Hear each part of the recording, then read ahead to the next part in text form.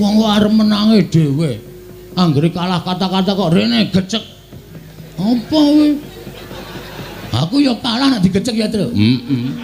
Aku mung cilik kono gedhe kok. Coba aku iso gedhe. Decek genti kok. Wah, caedan-edan. Pangono kok Durna bapakku. Salah. Ora, sing kebangetan iki sampean. Sampean kok gelem dadi anake Durna? Wis tak takon, rupane Durna kaya ngono kok anak-anak kaya sampean baguse ra jamak-jamak. Wong sementen iki mboten percaya. Durna sing menehi banyu suci Perwitasari. Salah. Salah. Sampeyan niku jane mbiyen dijlomprongke karo Begawan Durna kon jegur segara. Jane sampeyan niku mung dikrenah patine ning merga sampeyan niku percaya karo Durna nganti entuk banyu suci Perwitasari. Durna ora dadi jalaran sampeyan entuk banyu suci Perwitasari. Oh. Pangono kok Durna bapakku. Bapak saka ngendi? Wis tak anggap bapakku. Salah sampeyan niku kleru. Sing maringi banyu suci Perwitasari niku Sang Ruci Bathara, ya Sang Dewa Ruci. Gelem Bapak. Heeh. Rada jelas saiki. Akate. Aku mesti akate. Tulis. Gong, goleki kakangmu lho. Masa kakangku kan kowe. Ora iki anake Semar Buangan biyen. Rene lho. Agak apa iki? Agak iki, Pak. Ajar. Wah, radong. Agak dah. Agak kali. Aku betul di sini. Agak kecewa juga selekata.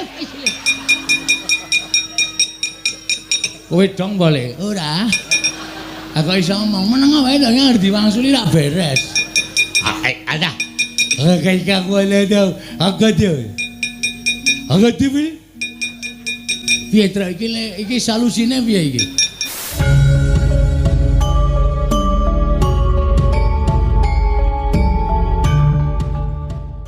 Piye tra iki salusine piye iki? Langsung dipateni apa? Aja. Wis iso nggo dolanan asik ya. Pateni kok ade ra duwe dolanan. Piye karepmu? Apa kaya ngene? Maksude agak wae iki. Iso nulis ora? Nulis. Agate. Oh, akate iki iso, Gong. Akate iki iso. Iso nulis ora? Agate. Ah, iso ta. Iso kuwi artine iso. Agate. Duh, nulis karepmu piye? Agate. Agate lete kecil masih. Agate. Oh, alah. Jenengmu sapa? Hello. Oh ya, aku Petro. Aku. Retu kali kesilaka kelupa. Kerupuk dengkulmu melocot ya. Petro, ada. Akade aja lah kata ya. Akade. Aku bener akade. Tulis. Akade begini. Iya. Aku Bagong. Gelem apa Bagong? Heeh. Rada jelas saiki rada jelas. Nek ana apa-apa tanggungan dhewe, tak tanggung dhewe, rasa dadak kowe melu-melu iki perkaraku. Nemban? Loh, iki Bagong. Arep ngapa? Lho, ora basa karo aku. Ora basa iki mung kari kelakuanmu. Nek kelakuanmu apik, kowe tak basani, nek kelakuanmu erek, ora sudi aku mbasani kowe. Arep kowe wujude brahmana kaya ngono, kethumu putih, serbanmu putih, ning mek kanggo ngobak-obak kan katentremaning jagat, nggo ngopo aku basa karo kowe? Oh, ora iki tenanan iki. Yen ngono kowe arep belani karo bapakmu, mesti iki bapakku kowe. Iki, sirah iku adake. Kurang ajar ora. Iki bapakku padake. Bapakku iki sing paling tak tresnani. Aku wis karo simboke ora patek tresna. Lho, sebabe apa? Arep tak ora gelem. Oh cah edan ora. Semar kok entuk widodari iki widodarine lamur apa ya? Kok nganti gelem karo Semar. Yen ngono karke wangi karo bapakmu mesti tae wangi. Yen ngono kowe wani karo Begawan Durna, biyen wani saiki wani. Ucapmu iki lho Mbah sing kudu ditata. Sampeyan rene arep ngopo? Boyong bapakmu. Ah nek boyong ya perkarane karo Semar wae. Semar, nek kowe ora gelem tak boyong, kowe tak rudha paripeksa. Cukup. Rasa mlembar tekan kono-kono. Andane ora usah tekan kono-kono. Nek kowe arep duwe masalah karo Semar wae. Ning masalahmu saiki wis ora karo Semar. Kowe nyumbari wong Karang Kadempel. Karang Kadempel tak bumi angus. Lah iki masalahe nang kene iki. Iki ngembet kawula sak Karang Kadempel. Nek kowe arep bumi angus Karang Kadempel mungsuhe ora karo Semar. Ning iki ketua pemuda Karang Kadempel. Ling lantik cek kapan ora mangkat kok. Menawi mboten wonten Kyai Semar, Pandhawa mboten saged mukti ngawibawa Nyakrawati mbau denda. Menawi mboten saking Kyai Semar Badranaya, mila sampun gumula ing Rembag, Pandhawa nedya mbangun Karang Kadempel miwiti Karang Kadempel rumiyin ingkang kabangun tumuli sakmangke saged ngalimbar dumugi ing negari Ngamarta Kaka Prabu. Menggah mekaten wigatosipun Pandhawa mapan wonten ing Karang Kadempel jagat wasisaning Bathara Wayabtara jagat ing mestinipun Paduka Yayi Prabu menika nyaosi prisa dhateng Raka Indrawati jernyatanipun Pandhawa kaliyan ingkang Raka Indrawati menika bebasanipun kalih-kalih ngatunggal tiganipun ngemor menika Mandura ing mboten sagedipun pisahaken. Nanging sabab menapa dening Paduka Yayi Prabu mboten anjawil dhateng ing Raka tumunten sowan dhateng Karang Kadempel menapa semestinipun Paduka Yayi Prabu sampun ngiwakaken dhateng Raka Indrawati. Mangke riyen linambaran penggalih sabar kanthi penggalih ingkang ikhlas panjenengan sampun ngantos keseluruh dalan ingkang kleru nggih Den. Namung babakan perkawis mboten tetarosan kemawon menika mangke ndak mboten sae kedadosanipun kula sing ajeng munjuk atur sasamunipun Pandhawa rawuh wonten ing Karang Kadempel estunipun kula menika sampun munjuk atur mergi Pandhawa menika nggadahi piyai loro sing nuwun sewu wonten ing mriki kula matur ingkang nggadahi lelabetan ageng tumraping para Pandhawa setunggal inggih menika pepayunging para Pandhawa Sinuwun Darawati dene kula menika namung pamomong. Kula menika namung pamomong. Mestinipun Sinuwun Punta kedahipun tetarosan langkung rumiyin kaliyan Sinuwun Kresna. Ngibaratipun Pandhawa menika kreta lan jaranipun kusiripun Nata Darawati. Menika mangke ndak boten prayogi menika sampun wungsal wangsul kula aturaken. Nang wangune Pandhawa ngantos dinten menika dereng atur Rembag ingkang sampun aturaken dhateng Paduka Sinuwun Darawati. Iya, pancen durung matur marang panjenengan ingsun Kyai Semar nggih. Mula kula matur sing sabar, sing ikhlas. Nuwun sewu. Mboten niatipun Pandhawa menika nyupekaken dhateng Sinuwun Kresna babar pisan mboten. Mboten niat Pandhawa menika badhe supe dhateng lelabetanipun Sinuwun Darawati menika mboten. Pancen mangke menawi sampun saged rinantam wewangunan wonten ing Karang Kadempel tumuli badhe munjuk atur ngersanipun Sinuwun Kresna sabab Pandhawa mboten kepengin ngrepotaken dhateng Sinuwun Darawati merga Sinuwun Darawati menika dipunanggep kadang werdanipun para Pandhawa. Mila tumunten ingkang dipun bruki perkawis menika Semar ajeng kula selaki mboten wonten ginanipun. Mongko gegayuhanipun Pandhawa menika sae. Anggenipun badhe mbangun Karang Kadempel. Krana wewangunan negari Ngamarta menika dipun wiwiti saking Karang Kadempel pamripun Sinuwun Punta menika mangke saged malimbar dumugi negari Ngamarta. Lah menika lho Sinuwun. Menika ingkang kula anggap leres.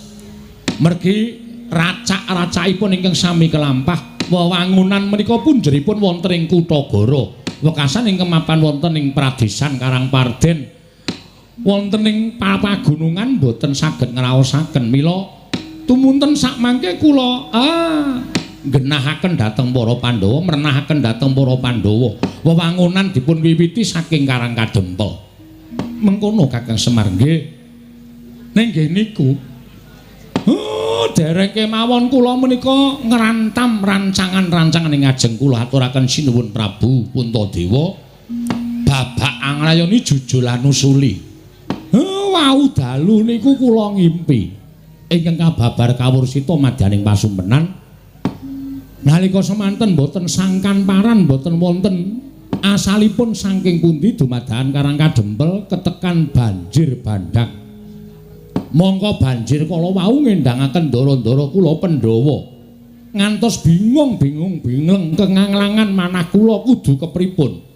Sareng kula nglilir saking tilem, kula onceki werdining pasumpenan. Jebul werdine ngimpen ingkang kababar kawursita menika kala wau boten sanes kejawi namung nek Pandhawa nggayuh kanugrahan, mongko kanugrahan karo pacoban menika adakane tekane sok bareng. Mung titah menika ingkang nampi pacoban menika saged ngrampungi pacoban menawi menapa mboten. Nek iso tegese kanugrahane bakal cemepak, ning yen ora nggih sampun pacobane teka mongko ora kuat nampa pacoban wekasan kanugrahane nggih bakal luncat. Niki sasmita sing kula tampa. Malah sak mangke kepasang Yogya katuju ing ngenu Ndara Kresna Ndara Baladewa rawuh wonten ing mriki tuwuh kekuatan lahir batin kula. Upami mangke wonten pacoban ingkang tumanduk dhateng kadang utawi pepundhen kula para Pandhawa. Sak mangke mboten Semar piyambak ingkang kudu ngulir budi ngasah pikir tuwin ngasah kadewasan ngrampungi pacoban ning sesarengan tembayatan kalih sinuwun Kresna supaya aja nganti napa sing dijangka dening para Pandhawa menika mangke nampi pacobane Hyang Mahanasa. Upami nampa pacoban ya kudu bisa ngrampungi pacoban kala wau kanthi tuntas supaya kanugrahane enggal tinampa dening para Pandhawa sinuwun. Sigra-sigra yen permana kanca Sikrong rakin awang sesongko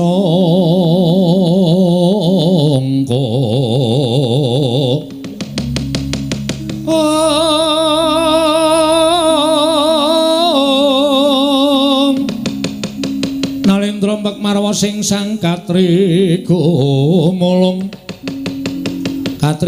mangrempak ing wadya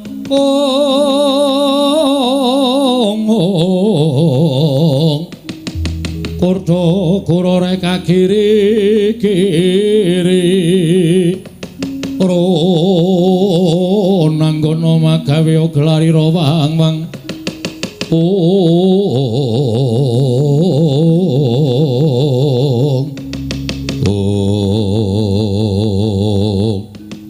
Sida madyaning padukan Karang Kadempel nalika semanten sami midhangetaken panjenenganipun Kyai Nayantaka nadyan sedaya kawula ing Karang Kadempel samya tumungkul ing kisma datan wonten ingkang mantun anyabawa kaperbawan wingit wimbaning Kyai Ismaya ya Kilurah Semar Badranaya dadak sakoling mangke kawiti ngageder madyaning sak jawining padukuhan kathah para kawuling sami alok yen to padukuhan kedai ketamuan priyagung boten sanes kejawi namung Begawan Durna ingkang wantun minggah wonten ing pendhapi padukuhan Karang Kadempel akarya jingak kang samya mulat minggah ing sang Begawan Durna kaya geger kanggo samya kawula ing samya gantung sibo mangun bae para kawula kanca piyak-piyana daya minggir dalu-dalan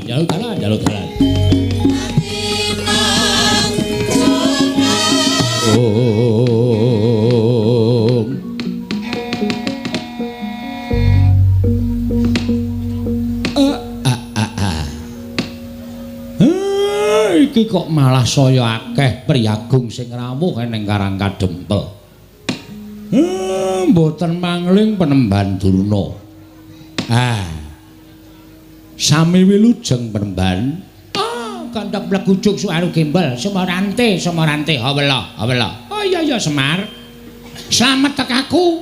Ora nemulang swiji apa Semar? Kula ngaturaken sembah pangabekti kula kunjuk Penemban. Oh tak tampa kowe ngaturke sembah karo Begawan Durna ora lihat pangestuning Begawan Durna tampanana ya Semar. Kula pundi nggo jimat paribing gayanana ing kasantosan. Bapa Penemban kula ngaturaken sembah pangabekti kula kunjuk Bapa Penemban. Loh, Menika anak Prabu Darma Kusuma. Inggih bapa Penemban. Kok malah lenggah wonten ing Karang Kadempel, Nger? Sampun sawetawis anggen kula sowan wonten ing Karang Kadempel tuwi dhateng Kyai Semar Badranaya. Oh, syukur. Tegesipun para Pandhawa menika mboten nyupekaken dhateng lelabatanipun Semar Badranaya. Mboten nyupekaken dhateng lelabetanipun Kakang Semar inggih menika pun pamonging para Pandhawa. Syukur menika wajib dipun tiru. Menika wajib dipun contoh. Kula ngaturaken sembah bapa Penemban. Oh nggih kula tampi. Dawah sami-sami Nger. Anak Prabu Darma Kusuma. Nuwun sewu Penemban. Kula ngaturaken karaharjan rawuhipun Bapa Durna. Lho, anak Prabu Darawati inggih lenggah wonten mriki. Inggih Bapa Penemban. Oh inggih syukur Nger. Pinayunganing kawidatane ring sambi kula sowanipun ing Bapa. Kula ngaturaken salam taklim kula kantur ngersanipun anak Prabu Darawati. Kula pun dinggo jimat paripin dayana ing kasantosan. Sinten ing kepareng nderekaken Penemban. Oh, kula ijen kemawon kok Nger piyambak kemawon. Dipun sekecaken lenggahipun. Oh, inggih sampun boten kirang prayogi. Bapa Durna katuran karaharjan. Lho, menika manah anak Prabu Baladewa ugi lenggah wonten ing mriki. Nderekaken Kyai Prabu Darawati, Bapa Penemban. Oh, syukur Nger, syukur. Katuran karaharjan rawuhipun. Wilujeng nering sambikala. Sowan kula wonten ing Karang Kadempel. Salam laklim kula katur nggih Nger anak Prabu Mandura. Sampun kula tampi Bapa Penemban Durna dipun sekecaken lenggahipun. Oh inggih sampun boten kirang prayogi. Wah. Durna bapakku aku ngaturake sembahku katur. Anak lanang aning-aning dita bocah mursid iso mikul dhuwur mendem jero karo wong tuwa Werkudara tak tampa ya nang. Pangestune bapak tampanana ya Nger cah bagus. Yo tak gegem dadiake jimat prayogakno nggonmu lenggah. Wis ora kurang prayoga Werkudara. Bapa Penemban kula ngaturaken sembah pangabekti kula kunjuk. Bapa Penemban ngemutra pun Arjuna. Janaka Permati tak tampa pangestune bapak tampanana ya Permati. Kula pendinggo jimat paripin dayanana ing kasantosan. Dipun sekecaken anggenipun lenggah. Oh iya Permati kaya wis ora kurang kepenak. Nala Gareng Petruk Bagong Penemban Durna rawuh ngaturna bekti. Ayo kowe sing tuwa urut Penemban Durna kula ngaturaken bekti kula kunjuk. Nala Gareng tak tampa pangestune Begawan Durna tampanana ya Nala Gareng. Nggih, kula pun dinggo jimat dayanana ing kasantosan. Wah, lah kok saya kuru kowe. Inggih pangestunipun nggih kaonan pun kaya ngeten. Ora kena penyakit apa-apa ta kowe? Mboten Penemban. Syukur sing penting sehat ya Nala Gareng. Nggih. Waras lahir batin. Kuwi sing apik. Kokean bondo duwe derajat pangkat nek ora sehat nggo gabrak apa ya ta? Nggih. Penemban kula ngaturaken bekti kula kunjuk. Petruk kantong bolong tak tampa. Pangestuku tampanana ya Petruk. Kula pun dinggo jimat paripin dayanana ing kasantosan. Dipun prayogakaken nggih Penemban. Oh iya Petruk tak tampa. Wis ora kurang prayoga praptaku ning Karang Kadempel. Gong ngaturke sembah le. Hah? Ngaturke sembah. Sapa? Penemban Durna. Penemban Durna. Konding Penemban Durna kula ngaturaken sembah pangabekti kula kunjuk nggih Penemban. Oh iya Bagong. Kowe nang ngendi iki? Wonten mriki. Mboten patos ketingal. Oh iya ora apa-apa sembah kowe ngabekti karo Begawan Durna wis nyenengake ati. Tak tampa ngaturake sembah. Pangestuku tampanana ya Bagong. Nggih. Kula pun dinggo jimat paripin dayanana ing kasantosan. Mbah Putri mboten nderek. Ora ning omah wae. Wah, mbok kapan-kapan iku serimbit. Begawan Durna ale Mbah Putri. Nek kira-kira isin ya nganggo andong. Mbok sik apik gong nek omong ki ora. Nglarani ati senengane. Lha niku nek mboten gojek karo sampeyan niku rasane cemplang e. Oh iya tak tampa. Ning ora ndek niat ngina karo aku kok mboten. Sampeyan pendhita kula ming batur kok. Prayogakaken lenggahipun nggih Penemban. Oh iya wis ora kurang kepenak. Ajeng ngunjuk napa? Lho. Apa kowe kuat nyuga Begawan Durna? Walah padake cah tipis. Ngersake napa riki niki wonten napa wonten teh? Napa kopi? Napa wedang uwuh? Wedang uwuh kuwi sing aku urung ngicipi. Nggih sik tak nyapu sik. Lho, kok dadak nyapu nglumpukke uwuh sik. Wah, jengkolmu mlacat ora? Wis sanane. Nggih, matur nuwun. Teh mawon nggih. Ah, wis teh yo apik. 7.000. Wo, didol Rubagong. Nek kopi 8.000 sendok anu gulane 2 sendok e. Ha iya kok didol. Wis ora ngombe wis, rasa ngombe wis. Ngelak-ngelakan ya ben. Oh, nggih pun nek mboten ngunjuk. Penemban. Rawuh enten Karang Kadempel wonten wigatos menapa kula ngabdipun Semar Cemadung dawuh. Iki ngene ya Semar. Prantaku nang Karang Kadempel kuwi sejatine siji. Kowe ngerti ya yen to dina samengko iki negara Ngastina kawulane padha nungsang puyang numbuk bentus padha gudel bingung disababake wis ana sesasi iki negara Ngastina kuwi ketaman welaking Jawata, ketaman pegebluk. Monggo akeh sangganing para kawula ingkang esuk lara sore tekaning pati, sore lara esuk ketiwasan. Nalika semono aku manekung marang kersaning Gusti mergo aku tinangisan dening anak Prabu Duryudana supaya iso gawe padhang kana negara Ngastina. Tumuli aku manjing ana ing sanggar pasemeden suci, aku ngenengake cipta. Ora gantaran wektu ana dewa ingkang paring sasmita karo Begawan Durna. Negara Ngastina bisa waluya nirmala temajati jadi temamulya. Yen to ora ketang mung telung kedheping paningal, kudu ditunggoni dening Semar Badranaya. Mula praptaku ning Karang Kadempel iki Semar minangka pengawaking Nalendra Ngastina, minangka utusaning Nalendra Ngastina, aku iki pengen mboyong karo kowe. Tulungana wong Ngastina, ngelingana. Yen to wong Ngastina kuwi najan sing lenggahi minangka dadi Nalendra negara Ngastina kuwi anak Prabu Duryudana, ning kowe kudu ngerti yen Ngastina kuwi rak darbeking para Pandhawa. Anak Prabu Duryudana kuwi ming dapur Ratu Wakil. Nggih. Ning nganti Ngastina kuwi iki mengko geger. Ngastina iki mengko rusak. Apa kowe ora melu ngrasake kelangan? Mula wektu dina iki, dina samengko aku diutus dening anak Prabu Duryudana supaya mboyong marang kowe lan wanti-wanti welingi anak Prabu Duryudana, Bapak Durna, Kakang Semar supados saged boten saged rawuh wonten ing Karang Kadempel. Upamiya Kakang Semar menika nyuwun liru menapa kemawon kedah dipun cekapi lan saged dipun udaneni tegesipun dipun paringaken dening Semar Badranaya. Lah iki kalodhanganmu Semar, kalodhangan tumrap kowe saya sugih, kowe saya duwe derajat pangkat, kowe saya kedunungan bondo donya. Liripun kok ngoten pangandika sampeyan. Lho, mestine ngono. Nek kowe gelem tak boyong ning negara Ngastina, kowe butuh apa-apa mesti ana sing nyukupi anak Prabu Duryudana.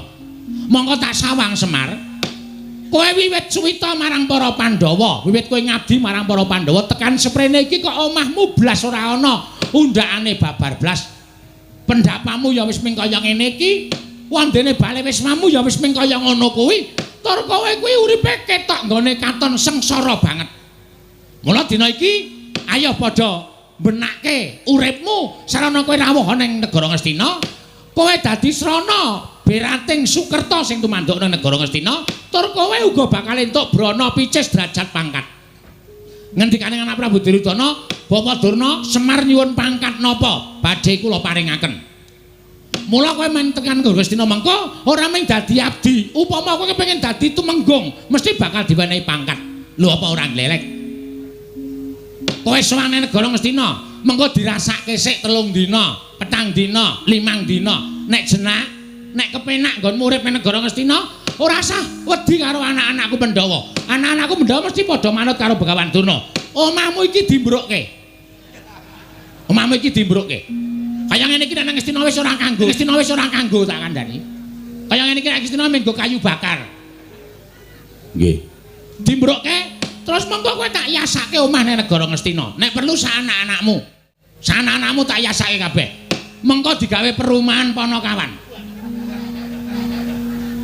Sing pinggir dalan gedhe kuwi tak yasake omahmu, kowe njaluk tingkat pira bakal tak turuti. Mengko sing tengah tak gaweke omahe Gareng. Mengko sing nomor 3 tak gaweke omahe Petruk, ya apik-apik kabeh. Mengko sing kari dhewe tak yasake kandang kirik. Gong, arep diasake kandang kirik kowe. Asik lho. Kok malah asik to? Lah kowe ora ngerti apa? Selama iki aku kan turu ro kirik. Oh, malah seneng to. Heeh, wis ora apa-apa. Aku dadi wong dikorbanke iki ora masalah kok, Tru. Dadi anak Semar dadi kari dhewe ya Ming rekoso.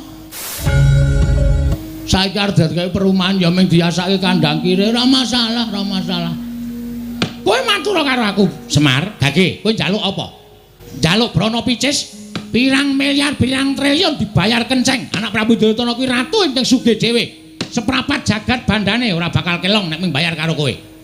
Apa kowe njaluk diasake kereta kencana ingkang ditarik kuda cacahe 8. Mengko bakal diasake. Waton kowe gelem menyang negara Ngastina ora kitamu sedhela. Merga iki dadi kewajibaning Begawan Durna. Nggonku wis dipercaya dening anak Prabu Duryudana supaya mboyong marang kowe. Wektu dina iki kowe manuta. Ayo tak boyong ning negara Ngastina. Mengko yen ora betah, kowe bali ora apa-apa. Bali ora apa-apa. Sing wigati wis rawuh ning negara Ngastina. Ning dene kowe engko betah, ya mampano ning Ngastina sateruse ora apa-apa. Njaluk pangkat apa bakal dituruti, njaluk Branda Prabaya Picis apa wae bakal dituruti. Wis cukup semono wae sing dadi aturku marang kowe Semar. Kowe meneh ana wangsulan karo Begawan Durna. Saguh apa ora? Nek saguh matur nuwun, dene ora perkarane apa, dasarmu apa aku tak ngerti. Nggih. Jane nek digagas kanthi gagasan lair napa sing mangendikake niku sapa sing ora kegut, sapa sing ora manut karo pangendika sampeyan. Ning nuwun sewu, nek cara batin kok geseh kalih angen-angen kula. Lho, geseh piye? Nuwun sewu penemban. Kabagyaning lahir batin menika mboten diukur saking kakeng Brana Picis lan dhuwuring derajat pangkat, apike bale wisma lan menterenging titian menika mboten. Ning tumrap Semar, kula wit riyin tekan sakniki niku mapan teng mriki niku ati kula wis seneng. Nadyan napa-napa sarwa kekurangan, ning batin kula wis ngrasake kabagyan ingkang cukup tumrap urip kula. Mula nek sampeyan ajeng boyong karo Semar kok dadak mangiming-imingi Semar butuh derajat pangkat, Semar butuh duit, Semar butuh apa? Kula pun boten kegut kalih derajat pangkat. Mula manggawe ukara liyane kuwi sampeyan supaya iso nglembuk atine Semar. Kula ampun mangwenehi duit, ampun mangwenehi derajat pangkat niku dudu gegayuhan kula. Gegayuhan kula niku kabagyaning lahir batin pun niku mawon. Arepa kula teng Ngastina kebegan Brana Picis, omah kula apik, titian kula apik, ning nek batin kula ora tentrem, cepak modare. Ning nadyan kula mapan teng Karang Kadempel, apa-apa sarwa kurang, paribasan mangan sedina ping 3 durung kantenan iso ajeg. Ning nek ati kula seneng, wong seneng atine niku nyurung dateng kebagas kewarasan awake. Mula kula nyuwun pangapunten nek sampeyan pamer perkara Brana Picis, kula ora iso kegut penemban, nyuwun pangapunten. Lah terus kowe njaluk apa? Aku tak takon karo kowe. Kowe njaluk apa? Nek kowe njaluk apa wae sakliyane derajat pangkat Brana Picis, matura. Mengko aku sing matur marang anak Prabu Duryudana supaya ngleksanane apa kang dadi panjalukmu ing mengkono kowe iso sowan ning negara Ngastina. Nek kula matur mboten gerah penggalih. Ora. Nek kula ngomong mboten sakit penggalihe. Ora arep lara. Kula gelem sowan teng Karang Kadempel utawa teng negari Ngastina diboyong sinuwun Duryudana lumantar ndara Penemban Durna saguh. Wong nyatane kula niku urip mboten bedak-bedake. Ngamarta ya Ngastina, Ngastina ya Ngamarta. Sapa sing butuh karo Semar kula mesti nderek, kula mesti manut. Ning siji waton Ngastina niku resik, Ngastina niku lemah sing becik, papan sing suci. Tegesipun nek Ngastina mriku tesih kathah priyantun-priyantun sing watake angkara budine Candala. Nuwun sewu, kula wedi nek kelepetan tumindak sing elek. Kula semelang nek sifat kula dadi sifat angkara budi Candala. Mula kula gelem teka teng pundi papan niku nek pancen papane niku wis resik saka menungsa sing tumindake angkara. Kula tak sowan teng Ngastina ning wong-wong sing dadi tuk sumbering perkara niku mangsingkirke dhisik sengking negara Ngastina. Kula gelem sowan teng negara Ngastina Penemban. Durna ina panalingan ala majaring ratri Denenggak jangganira kapisanan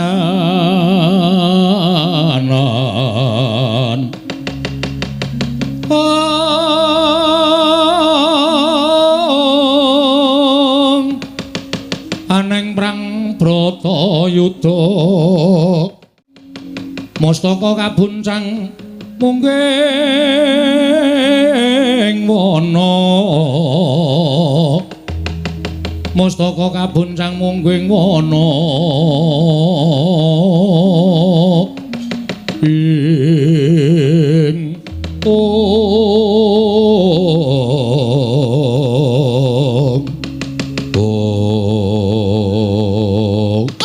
gandhok blegutu suaru gembol semorante hawela ketoke omonganmu ki seklimah ketoke omonganmu ki mung sithik ning janjane nyocok ning ati Semar kowe ngandhake yen to kowe gelem sowan negara Ngastina yen to Ngastina kuwi kelangan wong-wong sing watak angkara budi candala ora sandadak nganggo tembung kaya ngono dumuken wae Begawan Durna lan kabeh Sentana Ngastina kuwi sing tok anggep wong watak angkara budi candala. Semar Badranaya. Apa rumasamu kowe iki derajate padha karo Begawan Durna? Kowe iki derajate men batur gedibal 17. Kowe iki meng wong kere, kowe iki meng wong elek, kowe iki meng ponokawan. Lah kok kowe drangap-drangap ucapmu? Wani ngucap sapenake dhewe. Yen ngono cetha banget. Ketok banget nggonmu kepengin nyingkirke wong-wong Ngastina kaya ta Durna, Sengkuni lan sak piturute supaya lunga saka negara Ngastina. Yen Durna Sengkuni lan kabeh Sentana Ngastina wis padha resik lunga saka negara Ngastina, kowe lagi gelem prapta nang negara Ngastina. Wah, lah kok kaya ngono kahananmu Semar. Yen mangan kaya mengkono tegese kowe ngias karo Begawan Durna. Kowe ngilani karo Begawan Durna.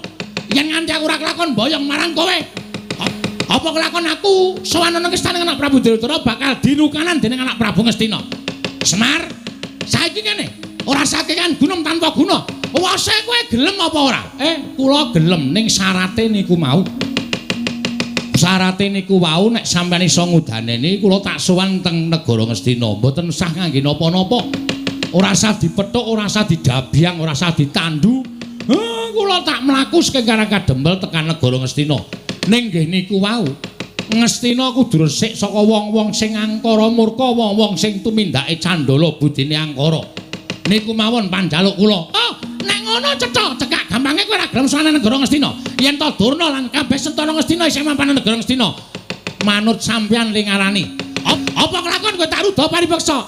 Penemban, sampeyan iku pendhita lho, aja sok ngruda paripeksa karo sak sesamaning urip. Mengke ndak ora prayoga. Ora sandadake ngono tanpa guna. Ora gelem sowan negara Ngastina. Ora meng kowe sing tak katutke dosane. Ning Karang Kajempel tak bumi angus legane atiku.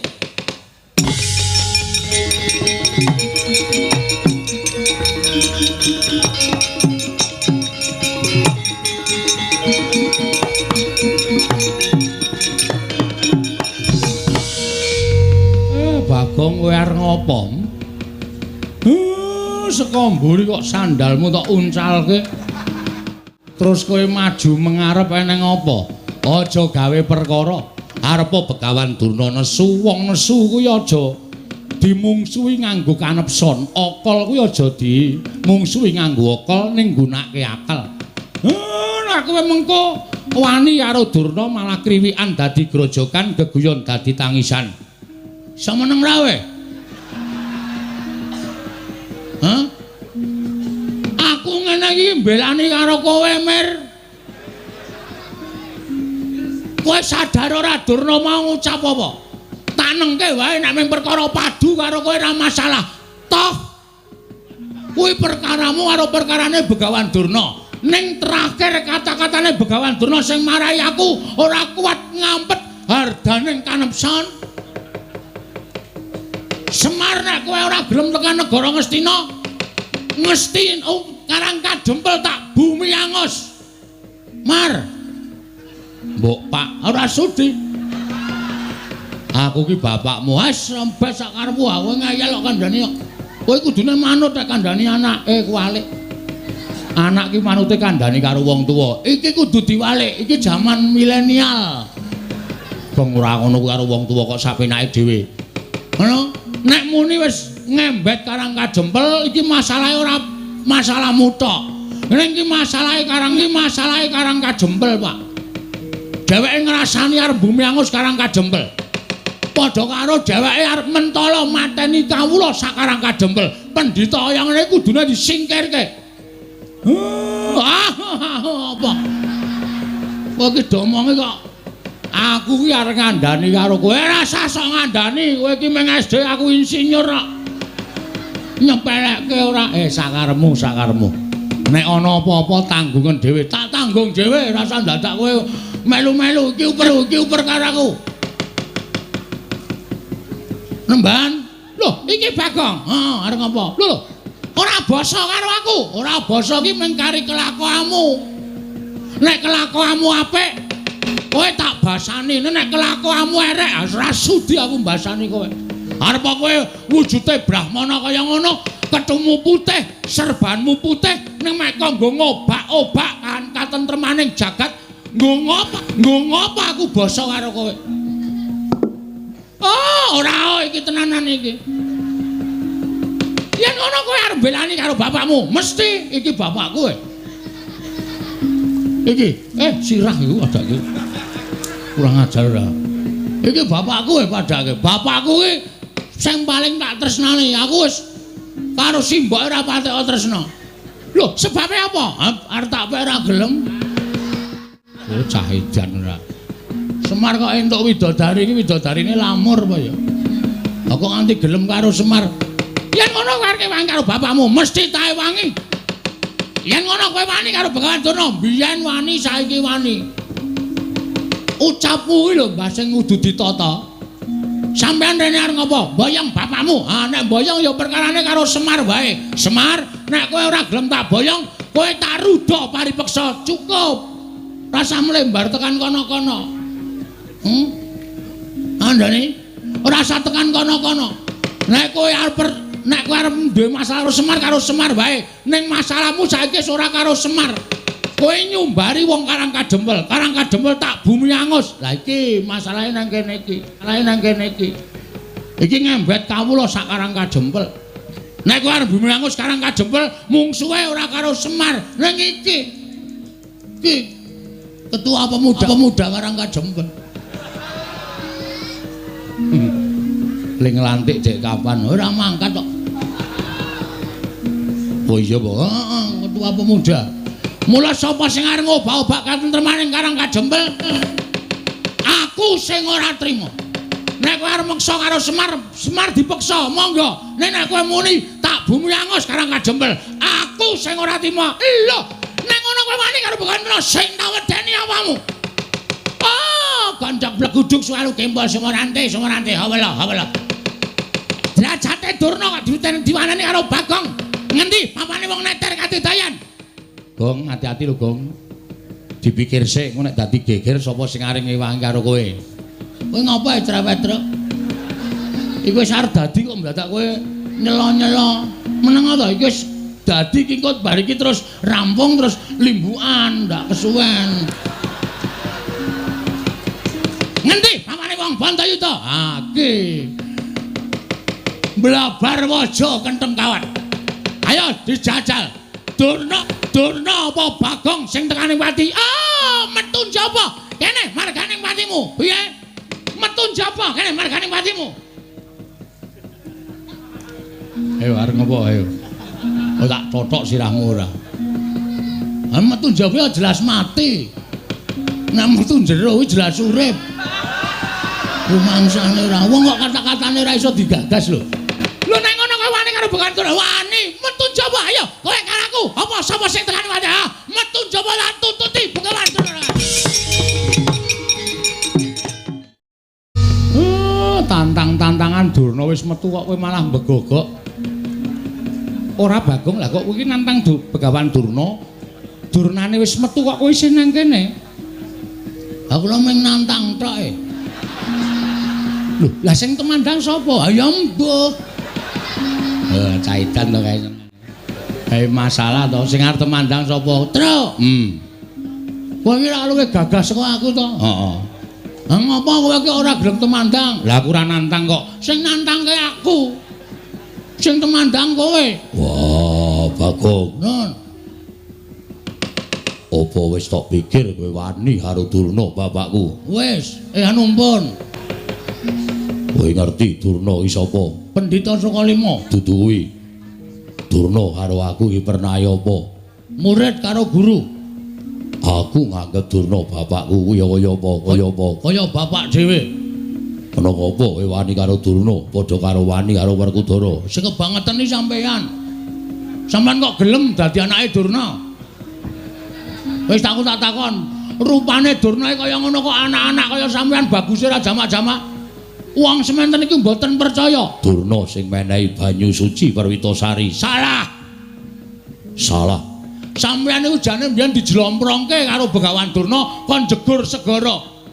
Jane sampeyan niku mung dikrenah patine ning merga sampeyan niku percaya karo Durna nganti entuk banyu suci Perwitasari. Durna ora dadi jalaran sampeyan entuk banyu suci Perwitasari.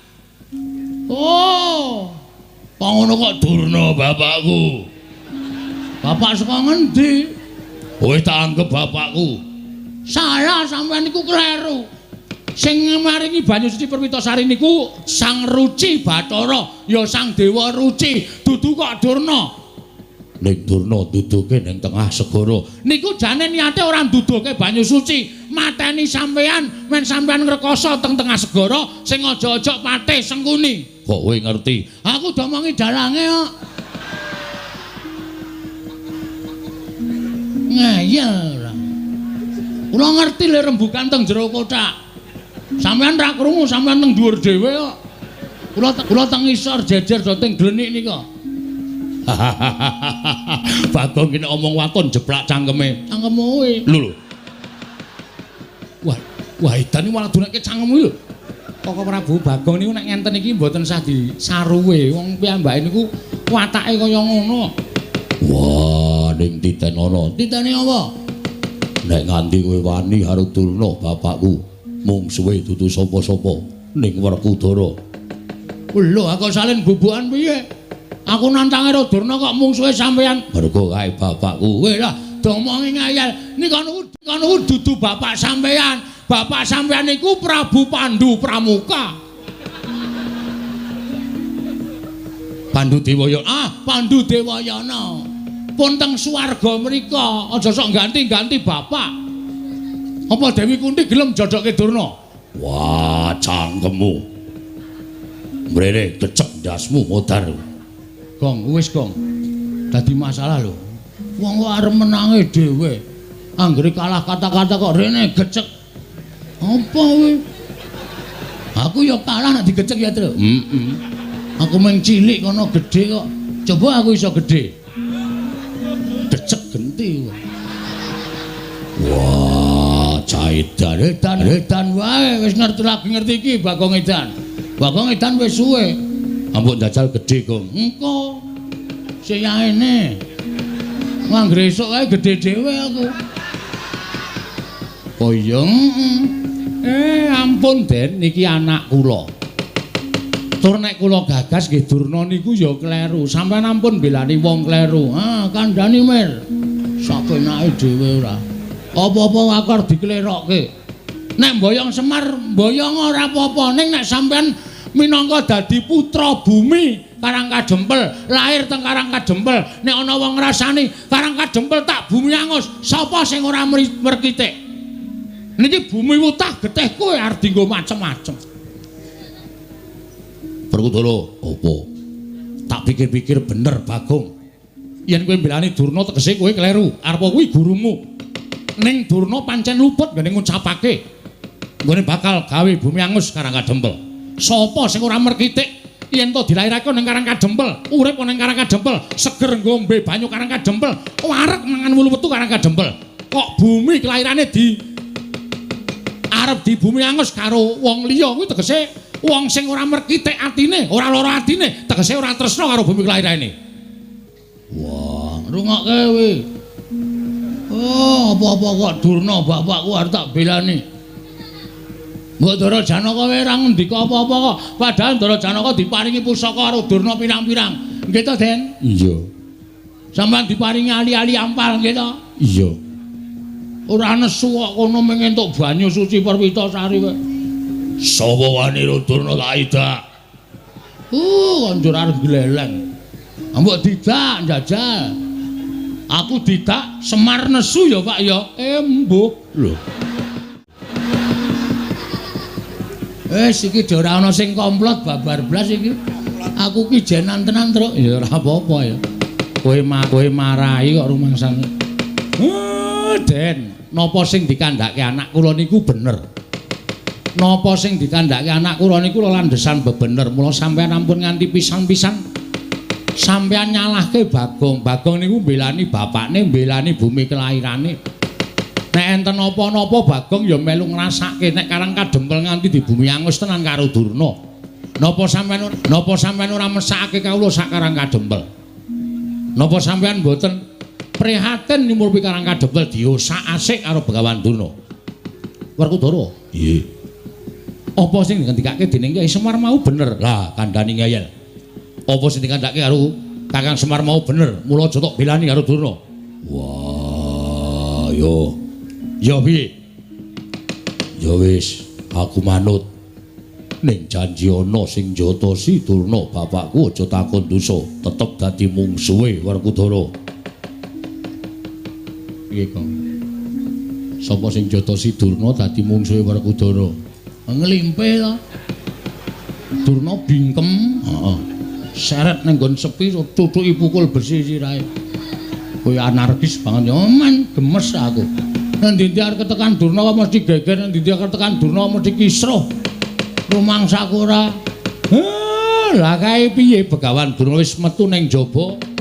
Sapa sing arep nandingi? Rawe rantas malang tak putunge, Pak. Wen bawa hati-hati.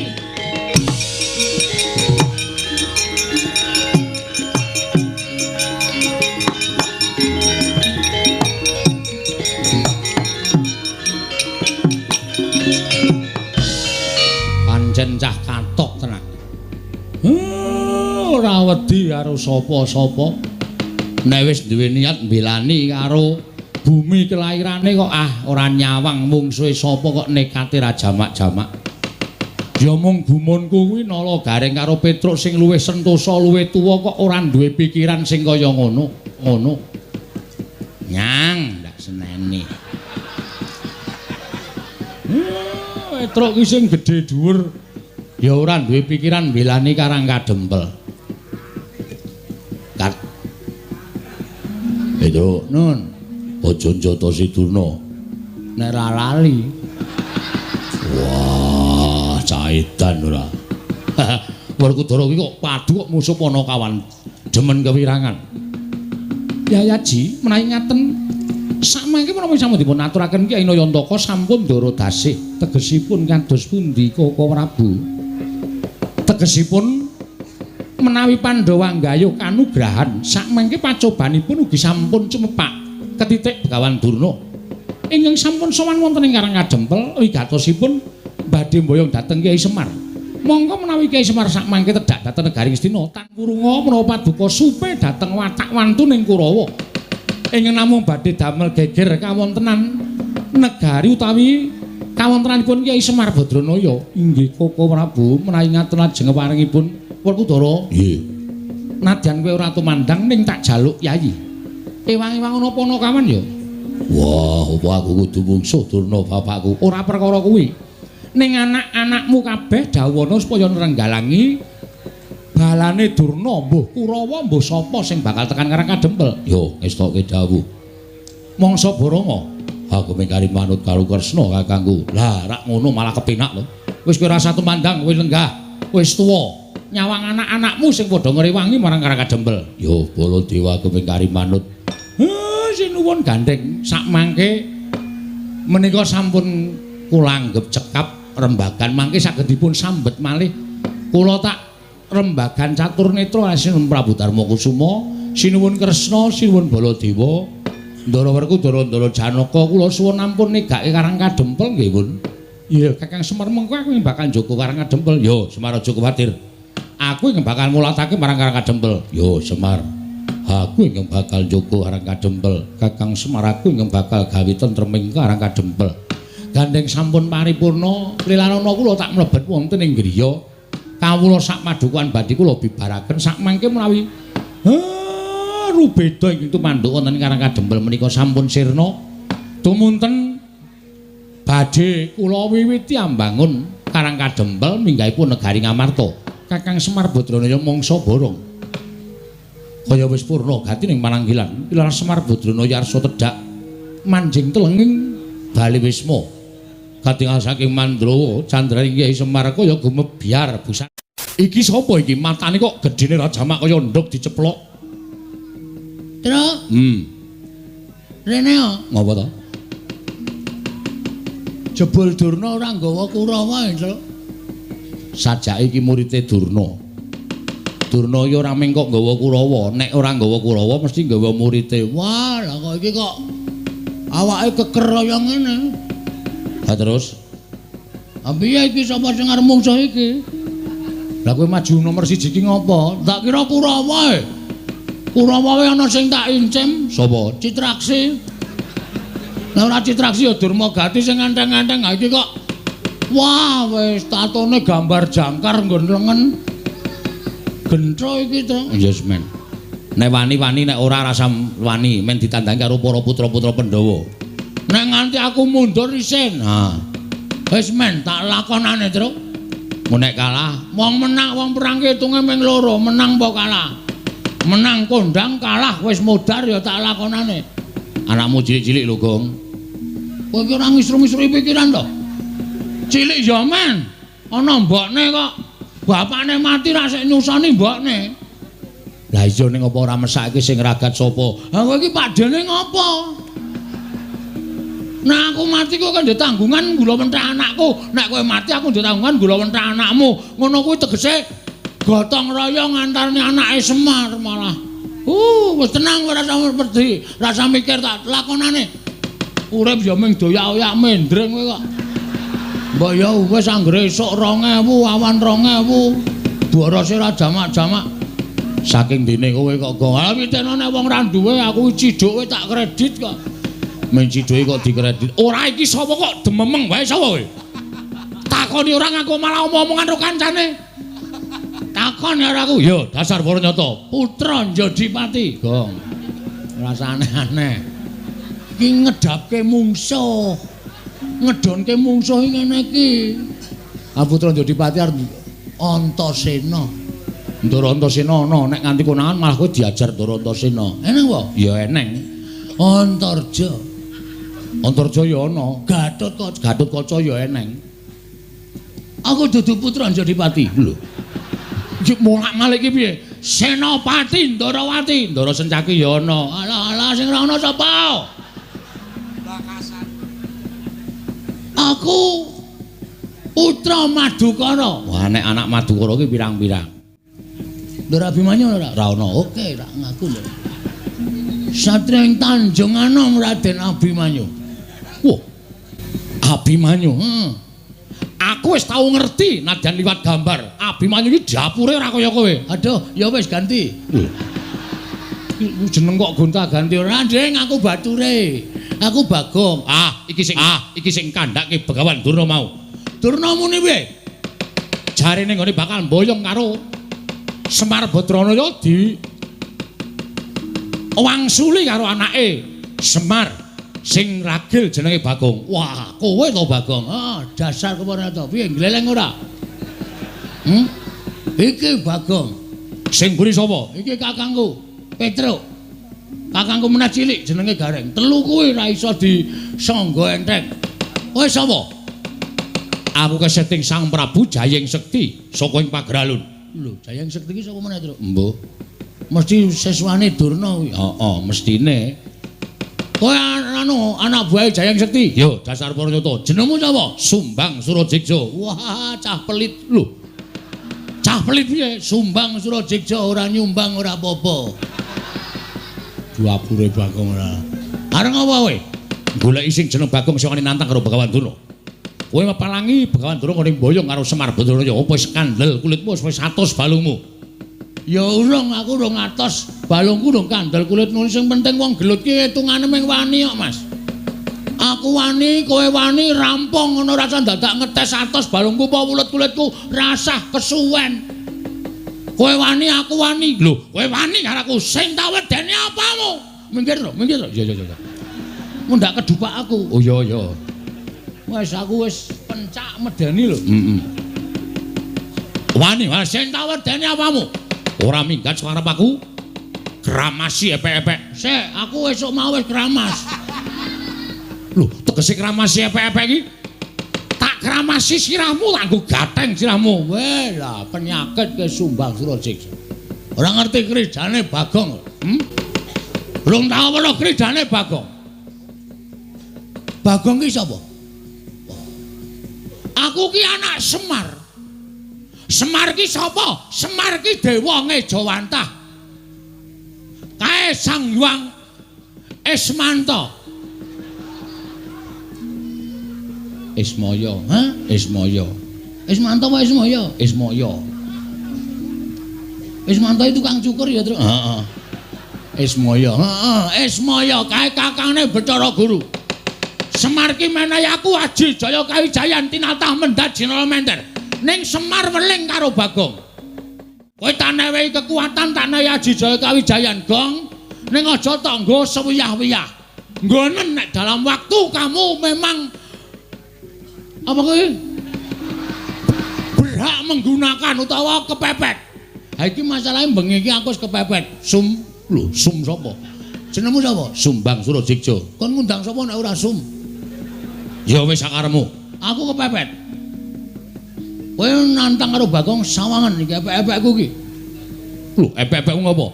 Iki nek nganti engko malih abang, tebake diadamu ora jemblong tekan geger, aja diundang Bagong.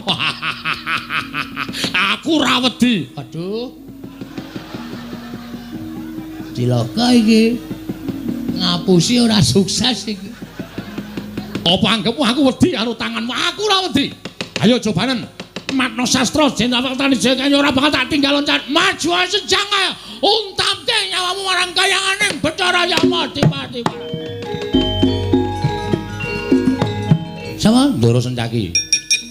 Ana apa wonge? Ana. Piye Bagong?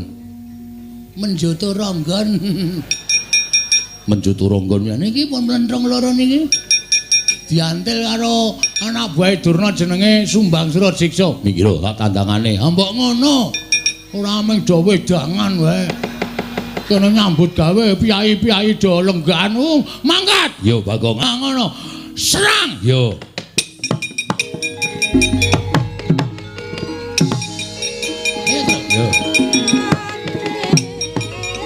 Ayo, bapakmu boyong nang Ngastina.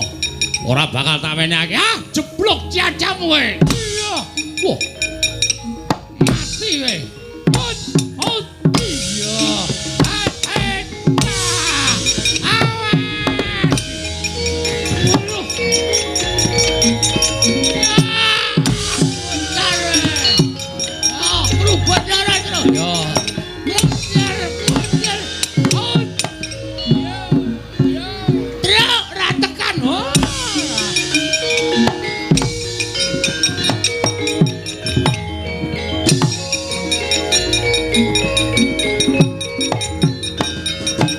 Oh.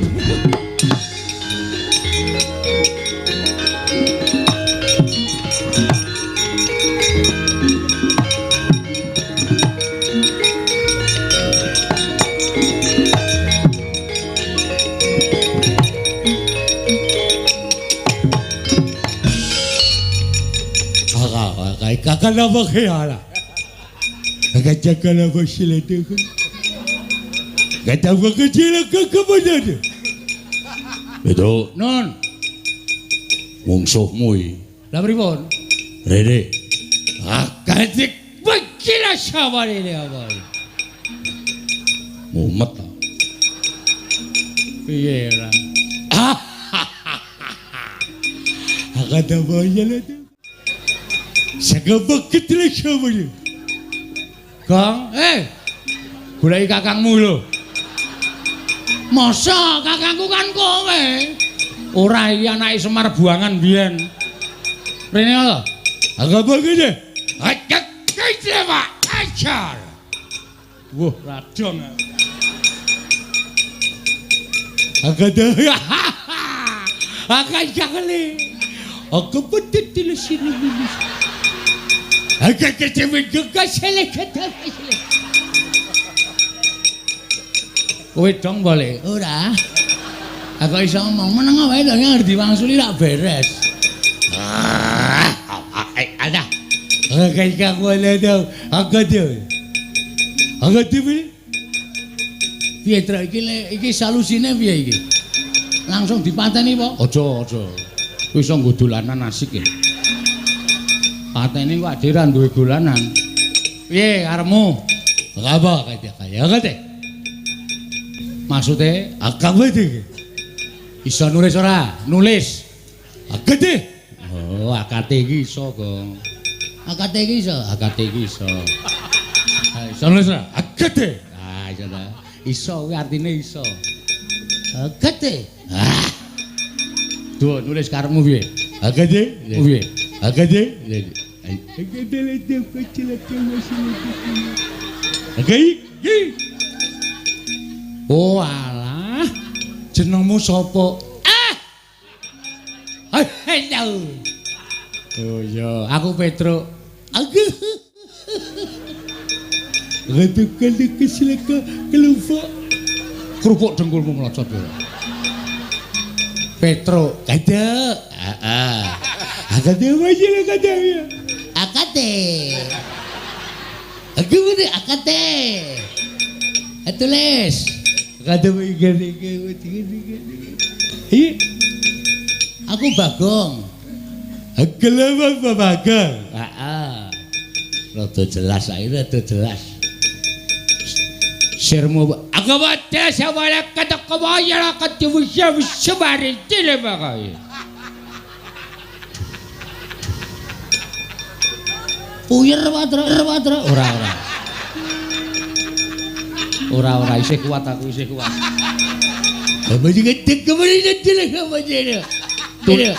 Tulis. Aduh buku di mana? Oh, oke banget. Ngerti deh ini. Agak ada baik. Ada kemasih kita. Akan terjadi kita. Kita kemasih kita.